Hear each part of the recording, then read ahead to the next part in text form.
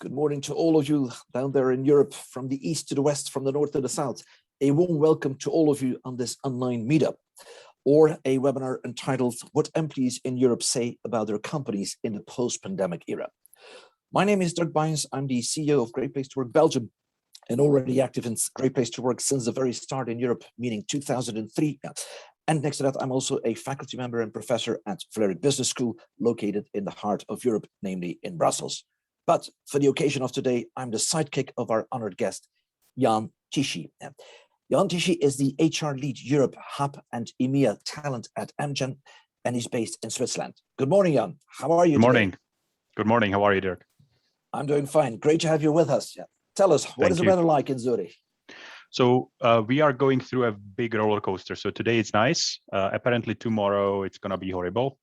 We keep hopeful because the forecasts are not reliable here. So you can always be optimistic. All right, live in the here and now, and we go for the positive news of that. That's Thanks for being with us, very much appreciated. And indeed, we asked Jan to kind of make reflections on some of the observations that we will make, but also and largely to talk about Amgen and the Amgen HR practices. As some of you might know, Amgen has been listed for more than 9 years now on the European Best Workplace list. And that's a great result. Congrats for that to the whole Amgen team.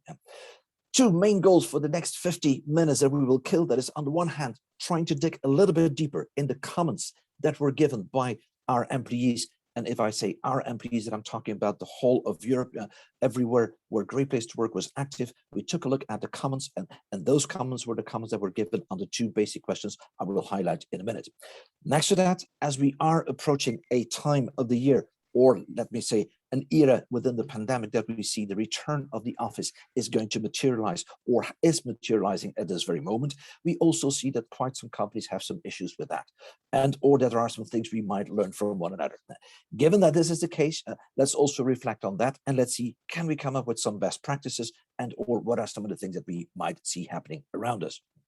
While we're talking, please feel free to chat at any time, whenever you have a question, whenever you have a reaction. We have an army of people taking into account what is going on here. We got Robin, we got Michelle, and they will kind of highlight, and they will let us know whenever there's something that we need kind of to be aware of. By the end of the session, there will also be a Q&A. If you really want to wait, you can wait up till that moment, but don't hesitate. Feel free to step in at any moment, at any time that you are willing to step in. Good. Time to get started. As we said, the theme of today being what employees in Europe are saying about their companies in a quote-unquote post-pandemic era. Why the quote-unquote? Because allow me to quote here our big boss, Michael Bush, stating, people are still healing and we're not out of the woods yet. And then we are indeed referring to what are we currently in. Just to make sure that we are more or less all on the same page and that I'm not making any mistake here, I would like to do a very small poll. And Michelle, please, if you would like to assist me, I know it's going to be a little bit maybe black and white, but just to make sure that we're all on the same page, trying to find out how would you react to this question? Namely, remote work and well-being in your company.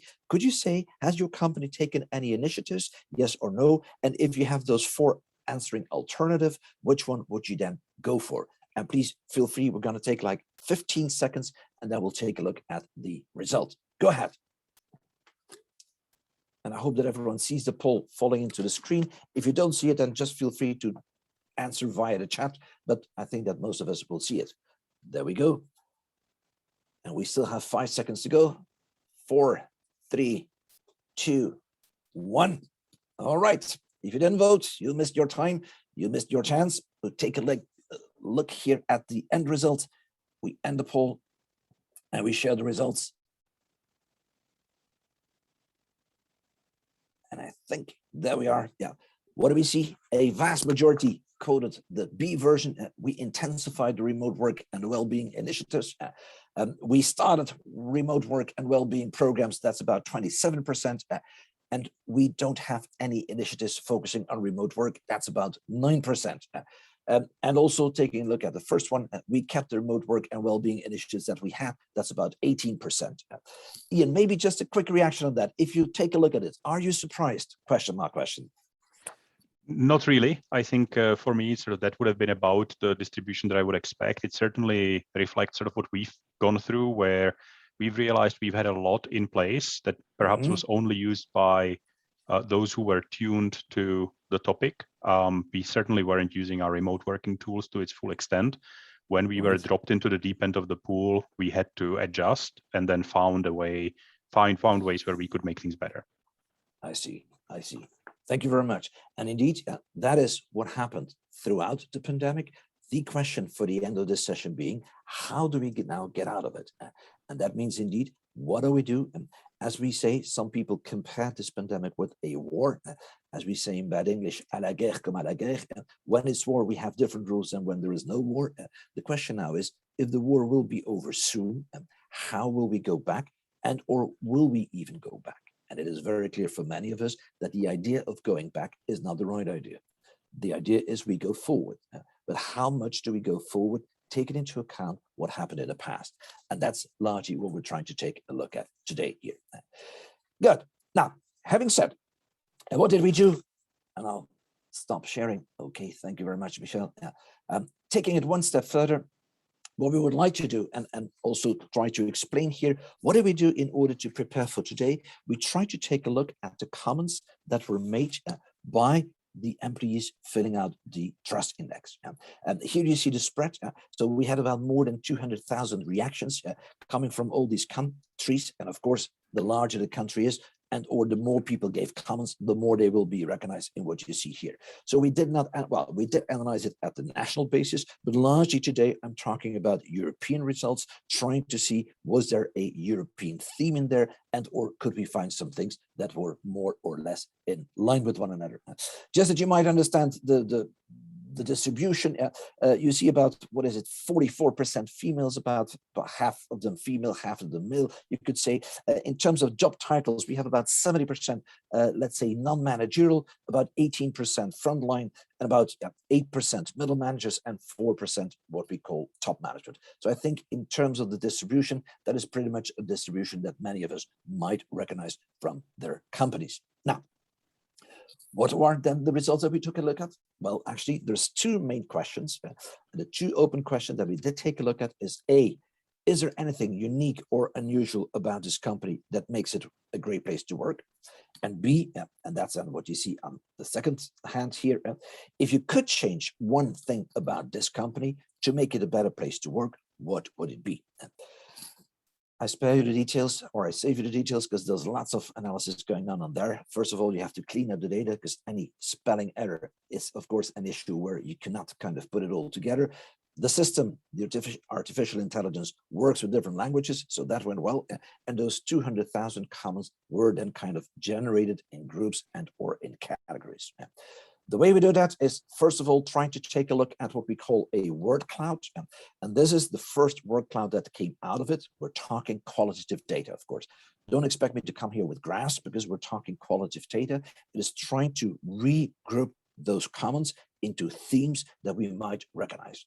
And then, of course, we also compare those themes with some of the themes that we saw last year. If you look, and the word cloud, just to make sure that everyone might understand it, the bigger the writing is, the bigger the typography is. That means the more frequent such a thing has been said. So we measure frequency here. And those of you that rather like to see this in an analytical way, here you see the numbers, so to speak. So top 5 themes, if I may call them that way, are A, friendly atmosphere, B, cooperation, C, management, D, work environment, and E, working hours and flexibility. Why do you see some in black, some in red? Well, simply because, to make it simple, if it's in red, then it has increased compared to last year, because on the right side, you see the numbers of 2019.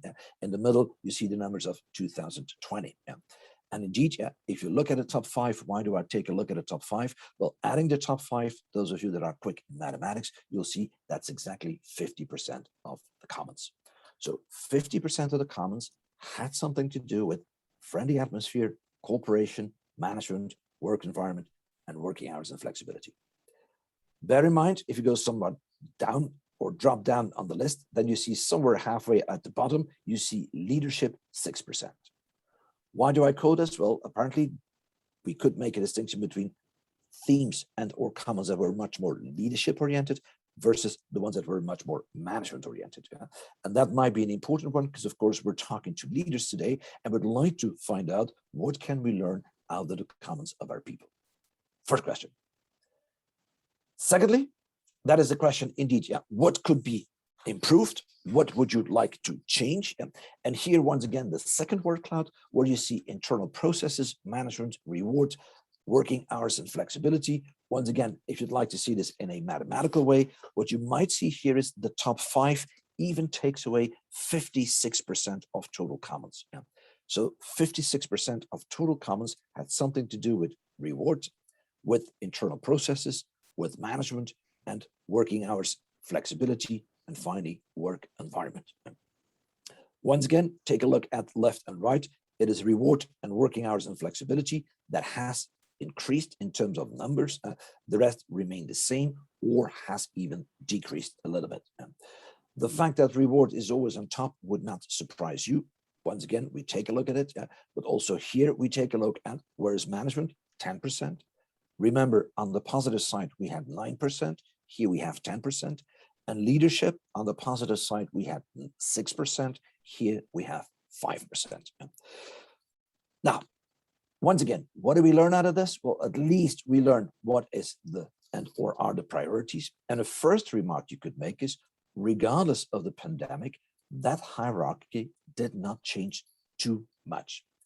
Of course, we're talking more than 200,000 comments. So the same analysis based on the results and the comments of last year, more or less led to more or less the same numbering.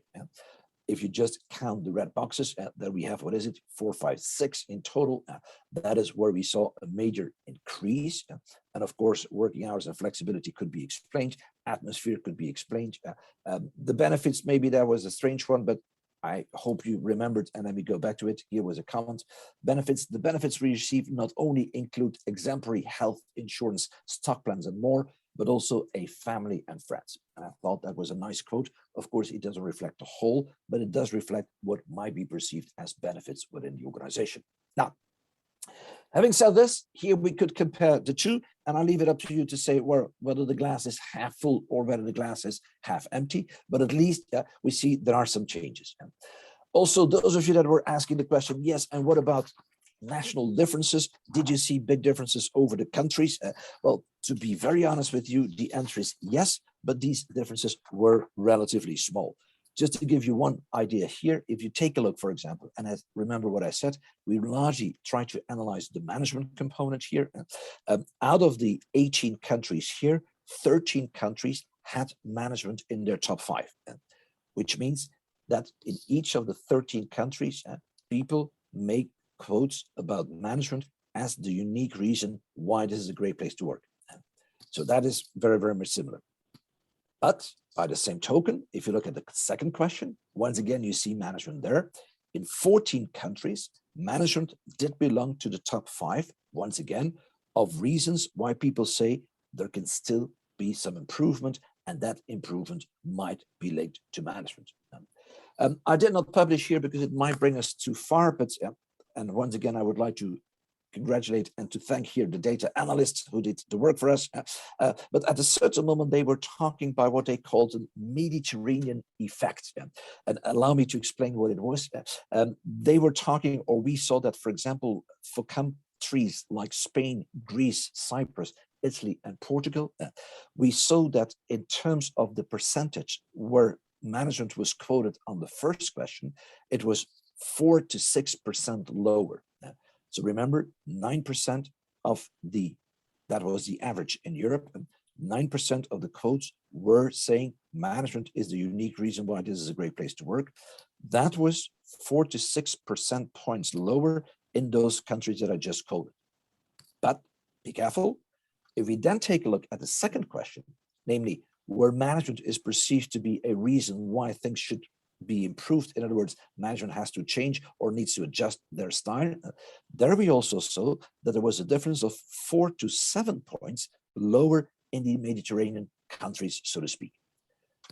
Conclusion, you might say, yes, they much less say that management was the reason why they are a great place to work, but they also complain much less about management. And that might be a somewhat controversial conclusion one could draw, but at least that came out of it.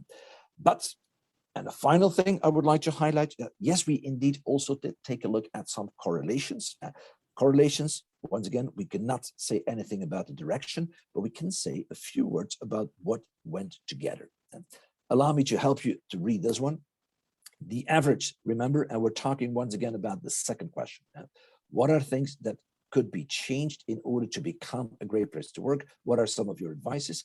10% of the comments were management related, but on the question, do you have confidence in the exec team? The more people had confidence in the exec team, the lower that percentage became. The less they had confidence in the exec team, the higher that percentage became. In other words, what you see here, if somebody said, or if people said, we have a great deal of confidence, then we did find out the numbering here was not 10%, was 10 minus 4 was only 6.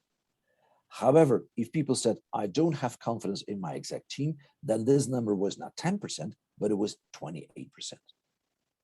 Likewise, and I think this is an interesting finding, also in terms of the innovation opportunities. The more people say we have lots of innovation opportunities, the less they complain about the management and also less about leadership. The fewer they saw innovation opportunities, the more they complained about management and the more they complained about leadership. And here you see that those two indicators, which we like to use at Great Place to Work, strongly go together with indeed what we might find at the level of the comments that people gave. Now, having said this, let's look at the future. And indeed, history is about the past, but of course, in management, we think about the past in order to plan the future. And what is this future about? Well, indeed, in terms of energy and engagement in a remote culture, this is probably one of the biggest challenges that I see many HR people talking about today. And once again, coming back to that question we had earlier, yes, the world has changed. Before COVID-19, there was much less what we call remote work compared to what it was during COVID-19. And the question now is, what is going to happen in the end? Some people make nice graphs about this, and they say, okay, the world can go back business as usual, what you see on the upper left, or it might become business as unusual at the lower right, or it might become kind of a transformation or kind of a survival of the fittest. And for each of those scenarios, some of us might already have plans. Indeed, the back to normal continue as we did before, I think nobody believes that is going to be taking place. However, dead of the office, grant working home or working from home allowance instead and invest in satellite offices is what some companies are currently doing. But not all of them. And we see huge differences over there. What are these differences? That are differences indeed in terms of what is the impact of the pandemic on the so-called psychological contract of our people, namely the relationship between employers and employees. What do we know about the research on that? And we go a little bit further. 70% of our employees say that being able to work from home for at least part of the week is a top criterion in selecting their next job. So from an employer's branding perspective, you see that quite some people say, yes, that is something I will take into account. We also see big capitals, big cities, London, Paris, Brussels, Berlin, are more and more having companies advertising, please do come back to the big city. Because having to work downtown in a big city does not mean anymore sitting in traffic jams 5 days a week, but you could reduce this to maybe 1, 2, or 3 days a week. And that becomes a different so-called psychological contract. That becomes a different proposal. Indeed, some have been talking about the work from anywhere future, where indeed the question what we could ask, or at least do have to realize currently is what happened, regardless of where it happened, but for all and every one of us, over the past 15 months, people had time to reflect. And having time to reflect means sooner or later they will come back, and in many cases they are coming back right now, but quite some of our employees might be coming back in a different way. No one remained neutral about the past month in terms of pros and cons about remote working, about how much they missed the office, how much they missed their colleagues, or how convenient it was to stay at home. Yet we might also have seen that employers who normally before the pandemic were sometimes rather critical about working from home, all of a sudden might have become the biggest ambassadors because they now realize that yes, working from home gives the opportunity to squeeze the number of square meters. And indeed, convenience is the lesson we've learned from all sides. Final point we learned is work, but home is not home. And that is related to dress code, that is related to furniture, that is related to cleanliness, that is related to backgrounds, to noises, whatever. Remember, at war, but today we're getting out of this war. What are things where we would like to regulate certain things? What are things where we would like to streamline certain things? Because otherwise we might get into difficulties. Allow me just to raise here 5 challenges that I see based on some research and based on talking with people like you, HR professionals, people leading companies, and trying to take a look at what is the future ahead of us. What does research say? 20 up to 25% of the workforce in advanced economies can work remotely between 3 to 5 days a week without loss of productivity. That's what McKinsey says. Yeah. And why do I quote them? Well, just to show you. And once again, I'm not even sure whether that is right. I just would like to have a debate on that in a minute. First challenge that I see is indeed the managing of divergence. Why? Not only different generations, not only different experience, but also different future expectations. That means not everyone is looking at it in the same way. Some people were talking about a honeymoon that would happen in the month of September. If you're living in a country where at the 1st of September or somewhere throughout September, regulations and government said you are allowed to go back to work. And indeed, in some cases, that honeymoon took exactly 1 week. Believe it or not, we in Belgium had on the 2nd Monday of September, 3% more traffic jams than we had pre-corona. And the newspapers were full of that, saying, didn't we learn anything? How come we plan to live in a different way? And look, we're only 2 weeks later and everything's back to normal. Question mark question. Secondly, and that's the second challenge, the difference between position versus flexibility. Do you as a company take a clear position? Remember Tim Cook, when he was talking before the 1st of July, he said to the Apple company and the Apple co-workers, dear guys and girls, the pandemic is more or less over. As of the 1st of July, I want you all to be back Monday, Tuesday, and Thursday. He did not even say you have to come back 3 days. He listed the days. In other words, Wednesday and Friday, you could stay at home if you want to, but on the other 3 days, you got to be in the company. That was a very clear sign. That was saying, I'm not going to give in on square meters because 3 days out of the 5, I want everyone to be in the office. That is clarity of expectation. Feeling of fairness, equality across the departments. That's the pro. What is a possible con? That is lack of customization, and one size does not always fit all.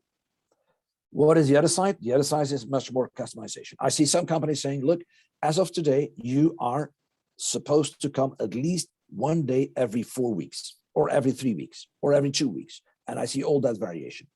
And you're only allowed to be here maximum 10 days out of 12, or 8 days out of 10. Making sure that there is a max, but also a min. And in between, you can do whatever you want. I'll leave it up to you whether it is needed, yes or no, to come that way. Maybe a somewhat strange thing, but I'd like to mention it here, is what I call the challenge of convenience will rule over principle. And that's what I see also already in some of our meetings that we have. Because at a certain moment, we decide in our companies, okay, this is such an important meeting that this meeting ought to be physical and not digital. And in principle, what do we do? What do we see? Everyone agrees.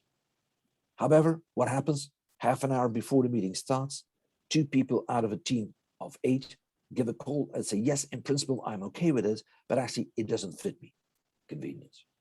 I'm stuck in the traffic, or I'm still at home, or I need to do something else and I don't have the time to come over. What will happen if we see there is a huge difference between principle versus convenience? Number 4, and this might happen very shortly, but also in a fundamental way, the wrong digital assumption. Misunderstandings can happen when one party wrongly assumes a meeting takes place digitally and while it is planned physically. And that's probably where lots of us go through in the last couple of days, because we're somewhere in between the two. Oh, I thought it was physical. Oh, no, I thought it was digital and whatever. But also the definition of what ought to be physical versus what ought to be digital. And also there we think, okay, that's very clear to everyone. up till the moment that we start discussing this, and then we see that we have all different ideas on this. Last but not least, and maybe the most painful one, that is flexibility and gender wage gap. Once again, not to me, but yeah, some people quote 64% of managers believe that office workers are higher performance than remote workers, and in turn are likely to give in office workers a higher raise than those who work from home. Some hypotheses say there might be a risk that gender-wise, some people would more often stay home than others, and because of that, this might have a negative effect on their career and on their future. Question mark question, what do we do with that? What is a possible solution? Well, what I suggest here is that it might be needed to establish a code of conduct. And in a minute, we'll ask also Jan whether he has such a thing at Amgen. What is a code of conduct? A code of conduct trying to strive for what I call flexi-clarity in the new normal. On the one hand, it has to be flexible.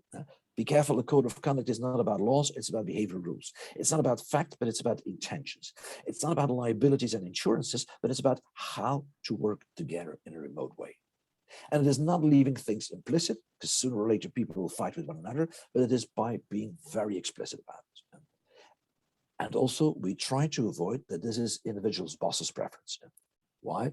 Last week I was in a company where they said, oh yes, we don't have a policy, but the policy is you have to ask the boss, which means some BU managers say no, some BU managers say yes, and all kinds of variations in between. And there goes your culture.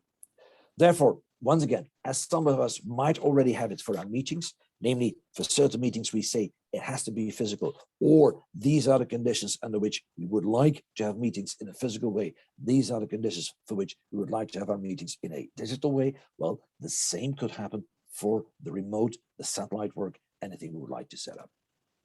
Conclusion, I think indeed, how do we start? Have a business-driven strategy and vision about this. Whether we work remote, whether we work in satellites, whether we do come to the office, first and not last should be driven by the business. Last week, I was in a detaching company, a company that detaches ITers, and they say, we hope we can convince our customer that our ITers should not go physically anymore to their workplaces. Because if they can do this remote, then we can mobily, or we can move around talents from the south to the east, from the north to the west. However, if people still want our talents to come to theirs, well, then it might be that we are going to change our business model and that we might be charging more for that. Indeed, that is changing the business model in such a way that you follow the reasoning behind it. Define the role of the office within such a vision. And indeed, some organizations say the office is not there anymore in order to work and to work individually, but it's an encountering place. And that, of course, means that my people should have those concentration places at home, or that we foresee them in a somewhat isolated way within a company. Create this flexi-clarity in your code of conduct about how to work from home and or from anywhere, about having digital meetings, about managing people in a remote way. And last but not least, rethink your processes that need to be changed fundamentally. And that, I think, is the biggest lesson we might learn. Yes, indeed, that's about the story of the lady, the house lady. Whenever she bakes the fish, she cuts the tail and the head of the fish. And if you would ask this lady, why do you do so? Then she has rationalized this. And she says, well, if you leave the tail and the head within the pot, then actually it smells, and I don't like the smell. However, most of us would know keeping the head of the fish in the pan probably gives very good flavors and very good aromas. However, if you make her even more nervous and you would ask, but really tell me, where did you learn it? Then probably she's going to say, if you really want to know, just ask my mom, because she did exactly the same. And if you go to the moms, you probably get exactly the same story. However, you might have to go to the grandmother. And on the question, why do you cut the head and the tail? She would simply say, because my pot was too small. How often are we still baking fish in a pot that used to be too small in the past? Question mark. Last but not least, and especially for HR people, keep on boosting energy throughout the organization. What we have learned during COVID-19 is, yes, people can easily adjust to changes. Yes, we can radically change the work environment, but we need to energize our people.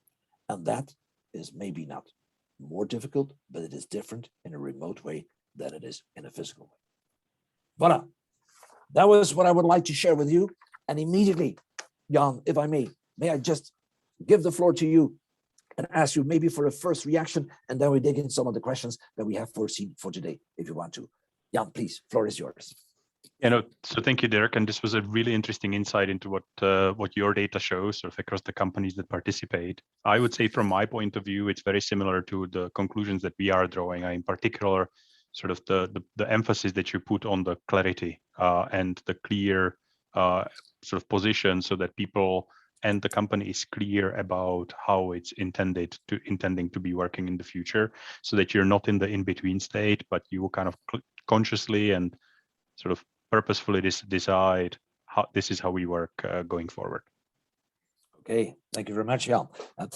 Maybe, and if we dig a little bit deeper, we talked about the companies, but how can companies justify the time and the investments in measuring and managing all of this? If you look at the Amgen case, what is the logic or what is the rationale at yours, if I may ask? Yeah. So I think this is an interesting exercise that we've all gone through, because initially none of us had a choice. We had to switch, right? We had to switch, and we had to see, can we or can we not, right? And I think that the general realization for all of us was, actually, we can do much more than we would have thought a year ago. There are many more tools that we have than we've been using. There were things that we started doing and that made us efficient and effective that we could have done a year ago, but we simply chose not to. And COVID took away that choice. Now, sort of as we're getting to the end of the pandemic, we have to make a choice, right? And we should realize that we can make a choice that is different from what we've had before. Because in the end, you've talked about flexibility, you've talked about being careful, being conscious about the choices. It's all about engagement, right? Engaged employees are going to be more productive. They are going to make the organization more successful. We believe, or I believe, that sort of being able to take advantage of the flexibility where you can give it to the effect that we've learned or push forward is going to drive more engagement among our employees. Right. Okay. Thank you. Interesting insight. Building on that, Jan, if I may, we covered the management's role and the managerial role in there, but what about the role for the employees themselves in terms of managing themselves, in terms of managing the remote productivity and their well-being? Do you have advice on that? How do you manage that at Amgen? So for me, this is an incredibly important question, because as you give more flexibility to people, then they need to make the right choices for themselves. And that means that things that were prescribed in the past are no longer prescribed. You can make choices that work for you, short-term and long-term, but you can also make choices that don't work for you and realize it too late. I remember when I started here at Amgen, sort of I came to the office and one of our facilities team members came to me with a folding meter and sort of started measuring my desk, right? And that was the first time that I've sort of seen this. And I didn't really think that was the critical thing, but actually it was, right? So ergonomics is important, and it can really mess you up if you don't pay attention to it. Working from home, it's not just about ergonomics. It's about being able to manage your energy. It's about being able to manage your well-being, sort of overall, being able to set the right boundaries between work and between home.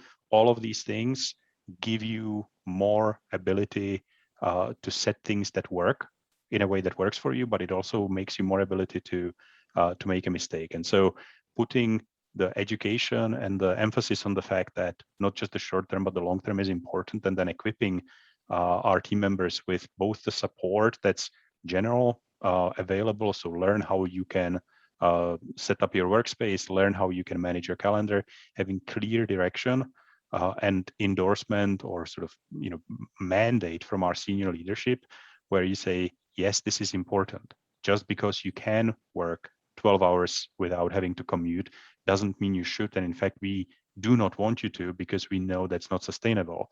That's a very important point. And then you can base it on also sort of the full comprehensive support that we tended to have, things like health benefits, things like ergonomic support, things like employee assistance programs in cases where they are needed. But the fundamental point is to help people realize that they are in the driving seat. That means they need to be driving.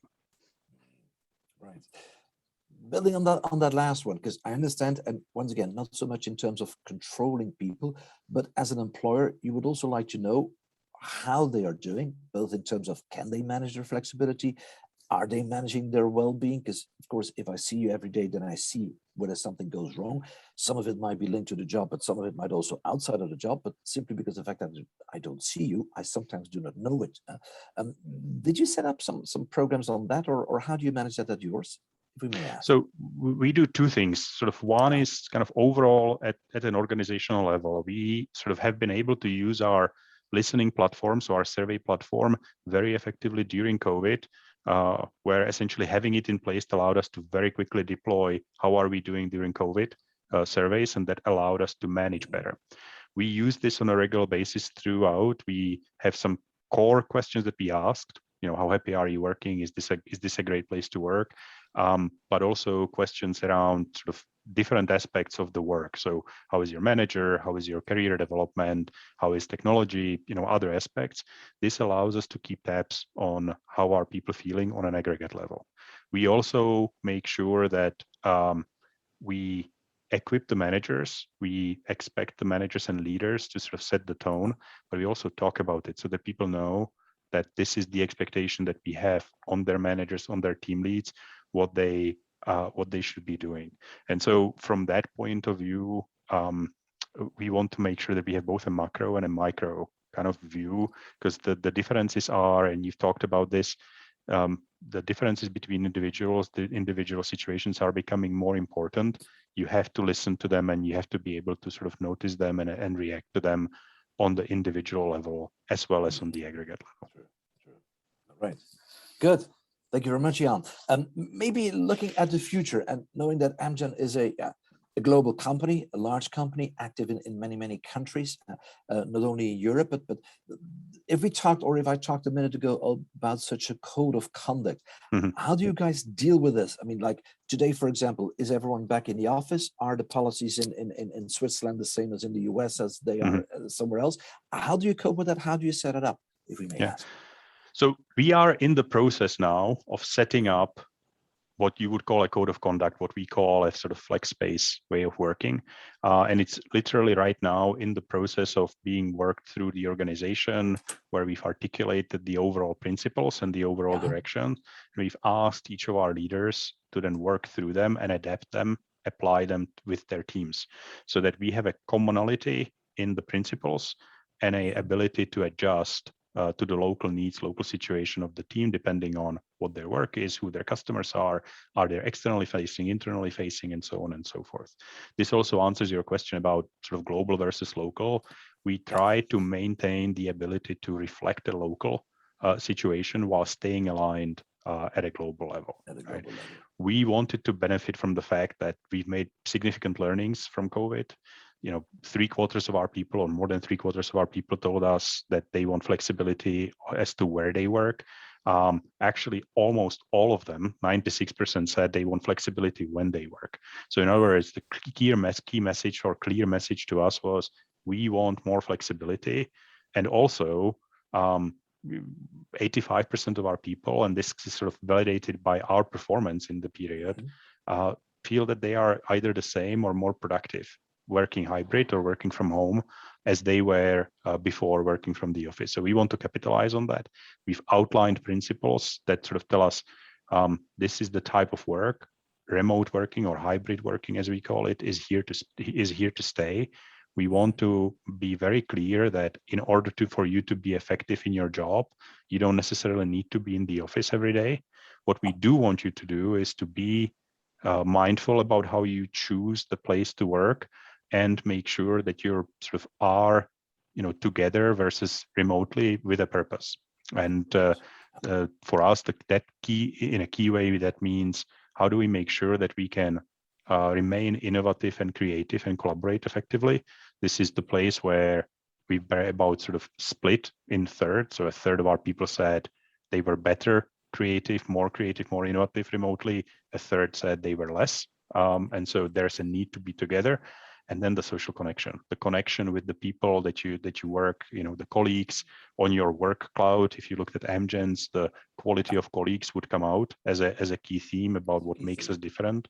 And so those are the key purposes for us. Mm. And relating that maybe, if I may, Jan, to employer branding, would you already feel on the job markets in the different countries that you're active that people are asking different questions towards employers related So to that subject yeah, matter? so for us, it's starting. I think it's something that we will see more. You've mentioned the sort of outsourcing or sort of partnering companies sort of saying that they will charge more to people in place. Yeah.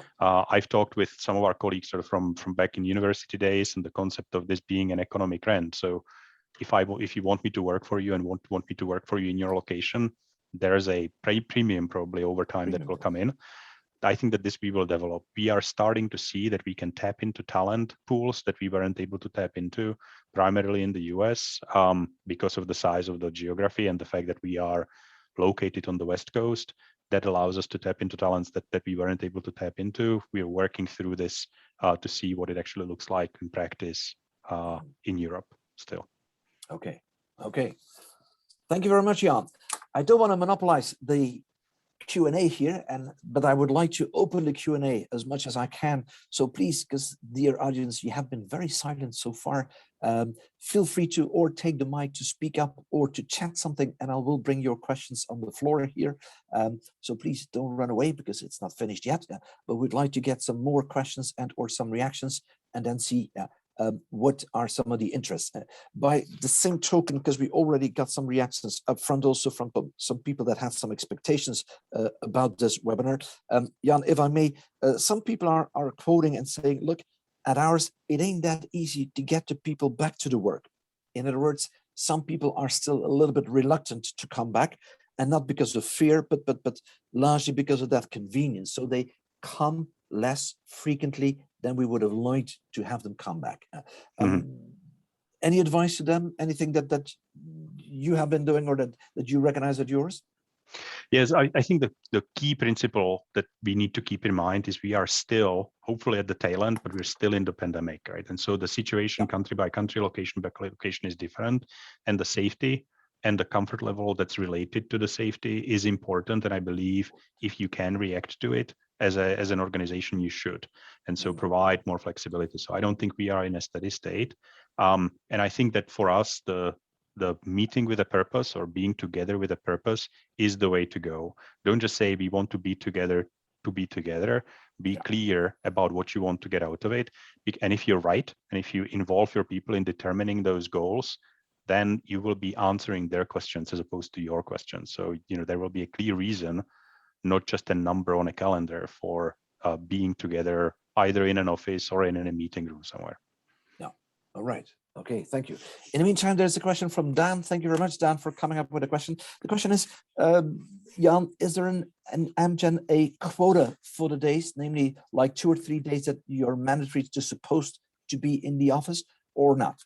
Question mark. So we have different types of workers at Amgen, right? So for us in production, in the research labs, you need to be accessing the equipment. And so the answer differs, right? So we have articulated 3 types of workers: on-site, fully remote, and what we call flexible commuters. And I think the question really goes into the flexible commuter middle category. I find that it's helpful to illustrate with numbers, but I also find that it's important to be clear that it's an illustration. So we are not saying you have, you used an example, you have 10 days in a month and, the 11th day you have to pay us, right? So no, that's not the way that we want to do it. We want to make sure that we have space available, that we use it with a purpose, and that we realize, and you've touched on this, different people on the team have different needs. Working remotely is easier for some and harder for others. And so we also want to make sure that for those people who sort of need the office space to be individually productive, we have capacity that can accommodate them. Okay. Thank you very much. I hope, Dan, that was an answer to your question. If not, please come back. And feel free to fill the chat, or I'm also looking whether there are hands somewhere. If not, allow me, because I still have another question that came in earlier. The question about, yes, we do believe, and you also said, on average, people say their performance is equal or even better by working at home. But of course, we're talking sometimes about minorities. What do we do with those people where their performance is lower? Do you do something about them? Just to give you one example, this maybe is an extreme, but a couple of weeks ago, I was in a company. Okay, they have a couple of thousands of people. And they said, look, we checked on the login. And indeed, we have 6 people that over the past 12 months have not logged in their computer, which of course is a little bit strange. If you have been working for 12 months at home and you haven't logged in your computer, what have you been doing? But I said, okay, we will talk about it because we don't want to engage at this very moment. But would you have examples of that too? And or how do you deal with that at Amgen, so to speak? So one of our core company sort of values is that we work in teams, right? And that's we are structured.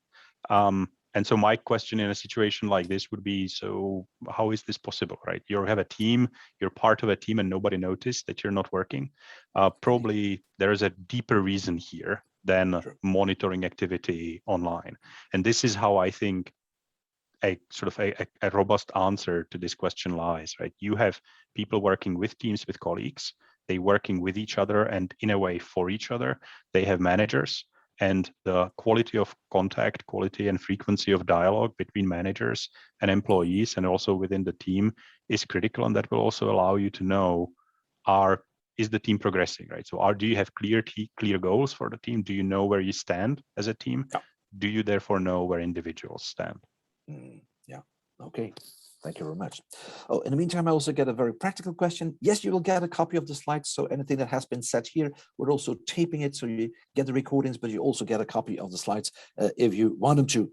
The next question, if I may, Jan, the return to the office, not so much on the individual side, but are there tips, are there advices on how can you motivate a team to do so, or make it easier for the team so that the employee engagement, namely being part of a team, I come because I know that you want me to be there, that you could evoke something like that? Would you have any ideas on that? So we try to stay true to the principle, and the principle for us was have a purpose. And I think the answer to your question of why should somebody come to the office is to ask yourself the question, well, why would they want to? Right. And so you start with the employee and the sort of their needs, their perspective, their requirements first, and then try to address the things that are important. Right. And so for us, when we listened to feedback, the answer was there are certain things, and you've listed getting together as a team, initiating a project, sort of working through high intensity, phases of a project. Those are times when it makes sense for all of us to be together. If you sort of push on that, then you're answering a need as opposed to imposing a requirement, right? Similarly, the connectivity is important. And here it's actually important to provide a way for people to know who they might meet when they are in the office, right? So people come to the office for a reason. And so for us, for me, the answer would be make sure that you look at the question from the perspective of the employee and try to address their core needs and try to be clear. And then sort of you talked about energizing keeping the fun up. What we've done, for example, here in Switzerland in the last month is, as we were coming back from the summer, we've created times on the calendar where we said, here's an hour we want to be together in the canteen and just sort of chat with each other. And that had a really positive response because people knew I can come to the office and reconnect with people that I haven't seen in person for a while. Right. Okay. Thank you very much. Yeah, I do have another question, and that came in via the Q&A. Okay, you can bring it in or bring it on from whatever side. Dear Jan, did COVID-19 cause fundamental changes in your HR policy when it comes to well-being programs or work-life balance programs? Question mark. So I think the answer is no, not a fundamental one. What it really did do is that they are being much more utilized. And so for us, sort of work-life support has been always present. Well-being support has been present. What we've seen in the past was that the audience for these programs, or the active users of these programs, were people who were more attuned to this topic, right? So that used to be more of a minority. Now we're seeing a much more broad sort of reference to it and much more broad use, and we also promote them more. I see. Okay. That one I saw somebody raising a hand, I think, but I don't see the person. So was it Stephanie? I think I heard Stephanie, if you hear me, feel free to take the floor if you want to, or to react, because I saw something, but it has disappeared. Stephanie? No. No. I see you in the room, but okay, no problem. Whatever you want to, feel free to do so. A final one that I have here on my list from the people who send us in some reactions up front is, what about the integration of principles regarding positive psychology within the organization? We're talking about growth mindset. We're talking about the so-called self-determination theory. People can decide themselves what to do and those kind of things. Is this a moment, is this an opportunity where we have to invest in that just to make sure that, or how do you look at that at Amgen, or what have you been doing on that? If I may. So this is a little bit of a complicated question, because we as a company sort of are in a situation where this was the way of working for us, for a fairly steady way. So we, although the type of work certainly in Europe where we are focusing on getting our medicines, getting our treatments to patients, has been one where we have sort of a highly qualified workforce who are sort of self-directing as a matter of course. I think it's extremely important to keep that mindset. So what I call agency, right? So I want to make sure that people do not feel like they are a victim or a prisoner to their role, so that there is a way to influence, and that could be both as simple as how you structure your day, as well as sort of how we listened and reflect to innovative ideas from our people. We do, and I believe that it is important to remind people and sort of point out and provide access to ways that people can sort of cultivate a positive mindset, that, and a mindful approach to their work, so that they can continue to be effective, they can continue to be productive, and both personally and in the work setting in a sustainable way. Okay. Thank you very much, Jan. I'm watching the time, but if we still have time, I still have a final one here on my screen, came in via the Q&A. Else, thank you for bringing up this question. Jan, allow me to read it. It would be interested to hear in how do you make the shift for employees to make them more responsible for their well-being if they are still in the mindset that the company needs to do it for them. Sorry to kind of each time pump with such a question as you, but so indeed, if people still in their mindset have the feeling that it's the responsibility for the company to take care of me, how would you, or how do you change that? Or do we have to change this? Do we have to adjust it? What's your stake on this? So for me, I'm a firm believer in sort of behavioral change principles, right? That means that if you want a certain type of behavior, i.e. in this case, people to take more of an ownership of their own schedule, of their own well-being, you need to set yourself up to put the right antecedents in place and put the right consequences in place, right? And consequences, both positive and negative, are the most powerful motivator. And so my simple answer to this question would be, well, whose interest is it really to be, in charge, for an individual to be in charge, for an individual to focus on their own well-being, right? Yes, it's my interest or our interest as a company, but it sure as hell is, and is it in the interest of the employee? And so the question is sort of how to connect it, right? The more we keep stepping in and prescribing to people what to do, the more they look to us to do that for them, the less actually agency, the less control they have over their life. So it's important to push through, in my view, to make sure that we are clear about what we expect individuals to be in charge of, equip them with the tools, but then don't step in or don't sort of try to then fall back into, a sort of parenting mode. But let people sort of learn and figure out how they can be effective, because I believe that most of our people can do it. Thanks for those wise words, Jan.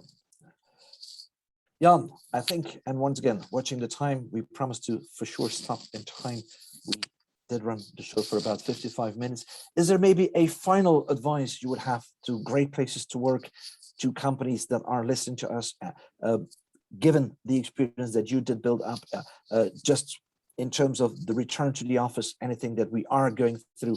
As I said, the pandemic is not over yet, but we are hopefully seeing the end in most of our European cities and or countries. A final word from yours, if you want. I think, so I think for me, the most important thing here is people on this call, right, are attending this call for a reason. People who are working with Great Place to Work are doing so for a reason. that sort of that goes to some fundamental belief about what a company should do, what a workplace should look like. And that's a question that doesn't have a single answer. It has many different answers that can in the end be equally effective. So I would say keep paying attention and keep sticking to what makes you unique or your company, and try to build on that rather than trying to find out or look for a panacea answer from somewhere else that may work for others but will not work for you. Okay. And with those words, Jan, I would like to thank you very much. Thanks for your intervention. Thanks for your answers to the questions you gave. I think I would also like to thank the people that prepared all of this. Michelle, thanks for setting us all meeting up and for doing the preparation. Thanks, Robin, for advising me and also preparing the data on this. This is the end of the webinar for today. We hope to see you back in the near future.